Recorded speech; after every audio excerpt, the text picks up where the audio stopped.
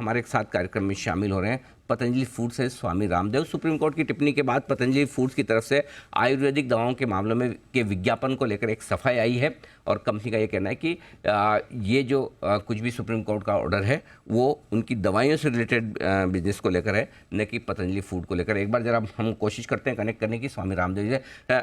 स्वामी जी स्वागत है आपका, नमस्कार। बहुत बहुत प्रणाम। प्रणाम जी आपको भी बिल्कुल बहुत बहुत धन्यवाद, आपने समय दिया।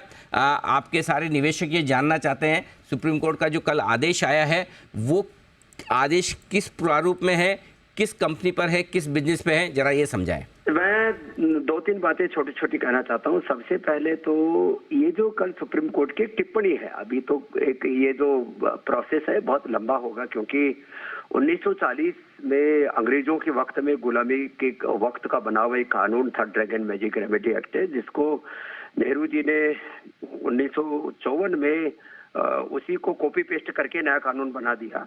और उसमें ऐसी बीमारियों का नाम रखा गया कि माहवारी है, मिर्गी है, पथरी है, ब्लड प्रेशर है, मोटापा है, बांझपन है, अल्सर आदि जैसी बीमारियां हैं। इनके बारे में कोई किसी भी पैथी में कोई दावा नहीं कर सकता है कि बीमारियां ठीक होती है। अब ये एलोपैथी की समस्या थी, खैर, लेकिन वो एक कानूनी लड़ाई है जो अंग्रेजों के वक्त से एक कानून बनाया था और उसको कॉपी पेस्ट करके गुलामी के वक्त के बहुत से कानून तो मोदी सरकार ने खत्म कर दिए, लेकिन ये कानून बना हुआ है। उसकी लड़ाई को हम कानूनन तौर पर लड़ते रहेंगे और मैं आश्वस्त हूँ कि एलोपैथी में जिन समस्याओं का समाधान है, योग, आयुर्वेद, नेचुरोपैथी से उन समस्याओं का समाधान है, तो उस एक्ट में संशोधन जरूर होगा। वो कानूनी लड़ाई है, लेकिन उसका संबंध ये जो पतंजलि फूड्स लिस्टेड कंपनी है उससे कतई नहीं है। तो ये मैं सभी निवेशकों के लिए भी बोलना चाहूंगा कि पतंजलि फूड्स जो लिस्टेड कंपनी है उसका संबंध सुप्रीम कोर्ट के मामले से कतई नहीं है।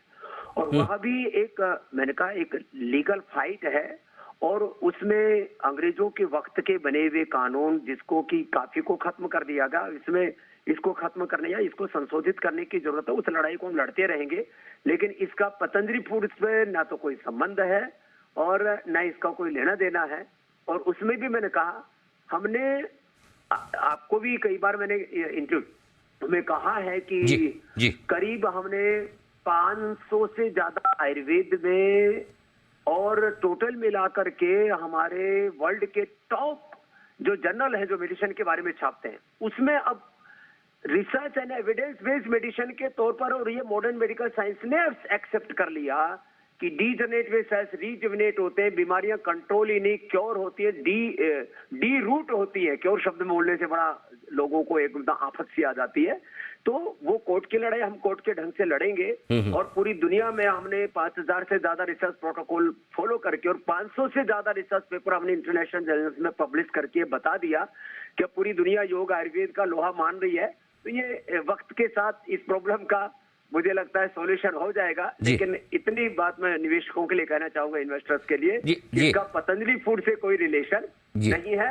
और किसी भी तरह की जो पतंजलि फूड्स के, बल्कि हमने तो नई कैंपेन और बना दी है। हमने जो है धोनी हमारे तेल के ऊपर नए जो है कैंपेन लेकर के आए हैं, हमने तेल के ऊपर नई कैंपेन बना दी है, मसाले पर नई कैंपेन बना दी है। तो हम तो नए आयामों को छू रहे हैं।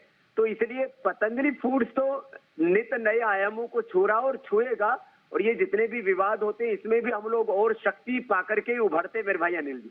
स्वामी जी, तो आप ये एकदम साफ तौर पर कह रहे हैं कि पहली चीज जो लिस्टेड कंपनी है पतंजलि फूड, उसका इस टिप्पणी से कोई लेना देना नहीं है। और दूसरी चीज़ जो मैं आपसे जानना चाहता हूँ, इसका मतलब ये कि पतंजलि फूड के रोज के कामकाज पे, उसके बिजनेस पर इसका किसी तरह का कोई दूर दूर तक असर नहीं पड़ेगा और पतंजलि फूड के जो भी विज्ञापन चल रहे हैं वो चलते रहेंगे, उसमें कहीं कोई दिक्कत नहीं? कहीं पर कोई दिक्कत नहीं आएगी। पतंजलि फूड्स के विज्ञापन हो, चाहे हमारे नॉन फूड के विज्ञापन हो, दंत कांति के, केश कांति के, एलो कांति के, चाहे वो हमारे सोया बड़ी के हैं, चाहे वो हमारे जो नए ब्रांड एम्बेसडर धोनी की हमारी कैंपेन, हमने मसालों में जो घोटाला हो रहा है उसके ऊपर एक कैंपेन लॉन्च की है। तेल से मत खेल, जो घालमेल चल रहा है तेल में, तो पतंजलि फूड्स के और नॉन फूड्स के जितने भी हमारे विज्ञापन है उस पर इसका रत्ती भर कोई असर होने वाला, मेरे भाई अनिल जी, नहीं है।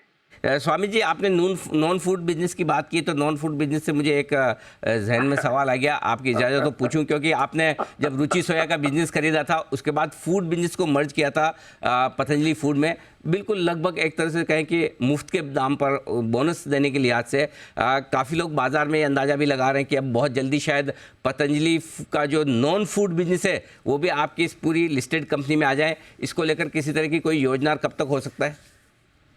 इसका कुछ बड़ा मूव होगा, पूरी स्ट्रेटेजी हो चुकी है। और अब जैसे क्योंकि आज में वो ब्रेकिंग न्यूज देना मतलब वो सही वक्त नहीं है उसका, तो बहुत जल्दी आपको एक ब्रेकिंग न्यूज मिलेगी कि जो है नॉन फूड के ऊपर जो जिस दंत कांति ने एमएनसीज के दांत खट्टे कर रखे हैं, एक तरह से बड़ी बड़ी जो है डेंटल केयर वालों का जिसने शीर्षासन करवा रखा है, केश कांति हेयर केयर में, और उसमें भी अब एक नई कैंपेन लॉन्च हो चुकी है। टूथपेस्ट में आपने देखा, हमने टूथपेस्ट की एक नई कैंपेन की थी। केश कांति में अब एक नई ऑयल है हमारा शैम्पू उसमें, और एलो कांति माने एक नए आयाम छू रहे हैं। तो इसमें आपको बहुत जल्दी ही कुछ बड़ी खबर मिलेगी, थोड़ा धीरज रखिए। बिल्कुल बिल्कुल, नहीं बिल्कुल स्वामी जी, लेकिन चूंकि बात निकली, दो चीज़ पूछना चाहता हूँ नॉन फूड बिजनेस से रिलेटेड।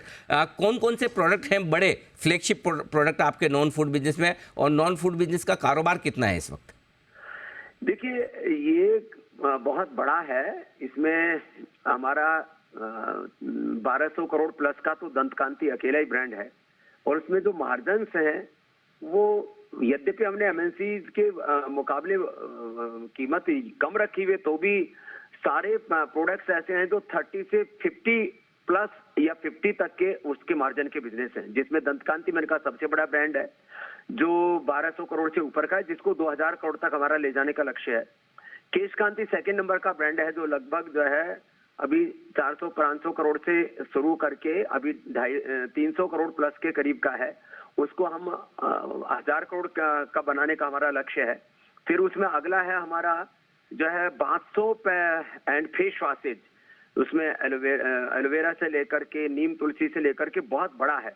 और एलोवेरा जेल का तो 90% मार्केट शेयर हमारे पास में उसमें एलोवेरा जेल है, उसमें एलोकांति एक नया अवतार आ गया है। और फेस वॉश के साथ डिश वॉश भी हमारा एक ऐसा है जिसमें नीम और राख और नींबू का हमने एक नया किया, और उसमें आपको आश्चर्य होगा लगभग ये 200-250 करोड़ प्लस का हमारा अभी जो है ब्रांड है, जिसको अभी 1000 करोड़ तक हम लेकर के जाएंगे।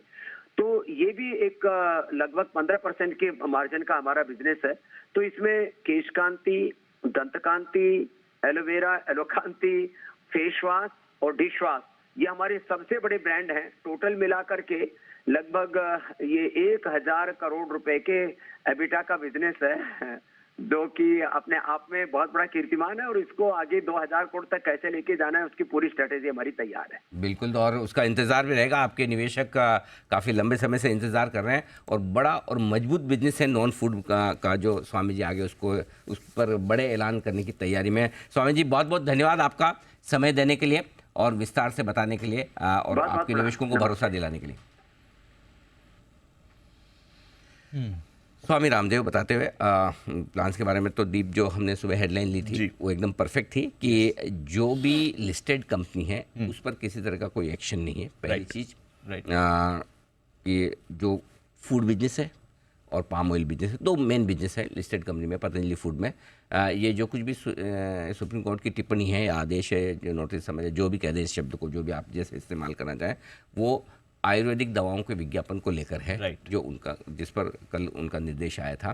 तो उस पर भी जैसा स्वामी जी कह रहे हैं कि वो कानूनी लड़ाई लड़ने जा रहे हैं। लेकिन जो इम्पोर्टेंट चीज़ है हमारे दर्शकों के लिए वो ये कि नॉन फूड बिजनेस, जिसमें अकेला दंतकांति 1200 करोड़ का सेल्स वाला बिजनेस है, बाकी जो कुछ केश कांति और ये सारे प्रोडक्ट है, इसका जब मर्जर होगा पतंजलि में, वो एक बड़ा ट्रिगर होगा। क्योंकि जो अब तक का ट्रैक रिकॉर्ड है पतंजलि फूड का, जो वो इनके जितने भी बिजनेसेस मर्ज किए इन्होंने, जो शेयर होल्डर्स हैं उनके लिए बहुत फायदे के लिए आज से के बेनिफिट किए हैं। तो आई थिंक एक बड़ी चीज़ वहाँ पर होती हुई दिखेगी, और वो जल्दी होने की तैयारी में, जैसा वो कह भी रहे हैं। एक तो वो भले ही ब्रेकिंग न्यूज़ ना देना चाहो, हमें तो हेडलाइन मिल गई है ना? हाँ, और 1000 करोड़ का ईबिटा वाला बिजनेस अगर आपका मर्ज होता है तो ये मेरे ख्याल से ये एक कंपनी की साइज़ दोनों ही प्रॉफिट के लिहाज से और मुझे लगता है फिर ऐसी सिचुएशन में जब ये मर्जर होगा तब ये स्टॉक आराम से आपको 1800 और 2000 की तरफ जाते हुए दिखेगा, क्योंकि स्टॉक ने बहुत लंबा समय इन लेवल्स के आसपास बिताया। Consolidate किया है। अब यहाँ से नया मूव के लिए कोई जो ट्रिगर चाहिए,